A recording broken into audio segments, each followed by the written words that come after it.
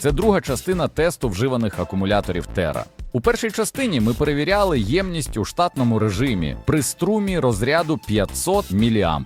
Саме цей режим вказаний виробником у даташиті для визначення паспортної ємності акумулятора. Після першого тесту виникло питання, наскільки зміниться результат, якщо перевіряти акумулятори під більшим навантаженням. Адже зі збільшенням струму розряду ємність, яку може віддати акумулятор, може помітно зменшитися. Тому сьогодні я протестую декілька з цих же акумуляторів при більш високих струмах. Перевіримо нагрів, просадку напруги та скільки ємності вони зможуть реально віддати під навантаженням.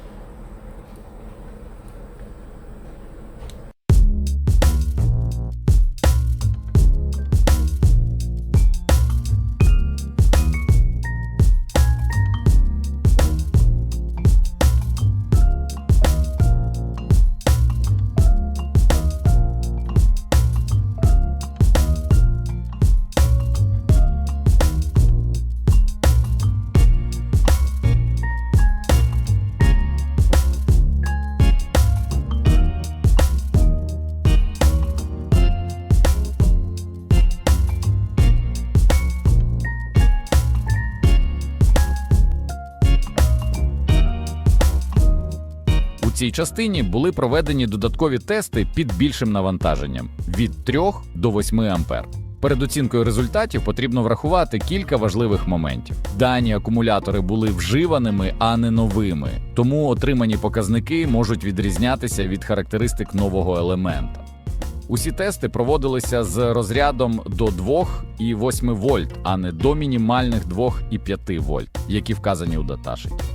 За результатами тесту при струмі 3 ампери акумулятор показав ємність близько 2980 мАч та максимальний нагрів приблизно 38 градусів. Це свідчить про стабільну роботу при такому навантаженні. При струмі 5 ампер акумулятор віддав 2941 мАч, а температура піднялася приблизно до 50 градусів. Такий режим можна вважати хорошим результатом для цього акумулятора. Останній тест проводився при заявленому максимальному струмі 8 А. Акумулятор зміг працювати під таким навантаженням, проте температура поступово зросла до 61 градуса. Тест був перерваний з міркувань безпеки, щоб уникнути подальшого перегріву акумулятора. Підсумовуючи всі результати, TerraE добре показав себе при навантаженнях від 3 до 5 А. Робота при 8 А можлива, але для тривалого використання потрібен контроль температури та хороше охолодження. Окремо хотілося б сказати про Battery Box. Отримані результати показують, що контакти та з'єднання мають невеликі втрати на тих струмах, які проводився тест. Тому Battery Box практично не впливає на результати тестування навіть при високих струмах. Дякую за перегляд. Бажаю всім вдалих ремонтів, цікавих проєктів та якісних комплектуючих. До нових зустрічей на каналі Паяльщик-любитель.